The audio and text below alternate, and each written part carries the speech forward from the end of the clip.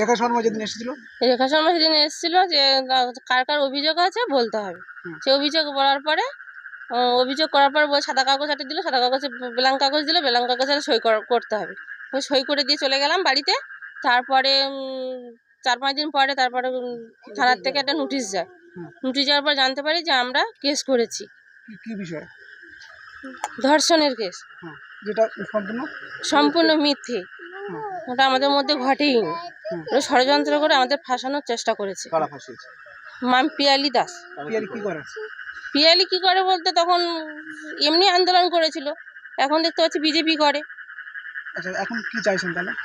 এখন চাইছি ওর শাস্তি হোক, যে আমাদের মিথ্যে অভিনয় দিয়ে নাটক করে যে আমাদের যে ফাঁসিয়েছে ওর শাস্তি হোক। এরকম কোনো ঘটনা ঘটেইনি আমাদের মধ্যে। আরো কাউকে কি এরকম করেছে? তাদের এরকম কাউকে করেছে কিনা আছে নিশ্চয়ই, এর মধ্যে আরো অনেকে আছে, তাদের মধ্যে ঘটেছে। আপনি জানতেন না? আপনার কাছ থেকে না, আমরা সই করে নিয়ে ধর্ষণের আমরা জানতাম না। এখন কি চাইছেন? এখন চাইছি যে ওর শাস্তি হোক। ও যে আমাদের এটা মিথ্যা বদনাম দিয়ে যে আমাদের কেসে যারা জড়িত করেছে, যে আমরা তো কেস আমরা চালাতে চাই না, আমরা কেস করতে চাই না। তাই ও থানায় আসলেন কেন? আজকে থানায় ওরা আমাকে হুমকি দিচ্ছে যে মার্ডার করে দেবে।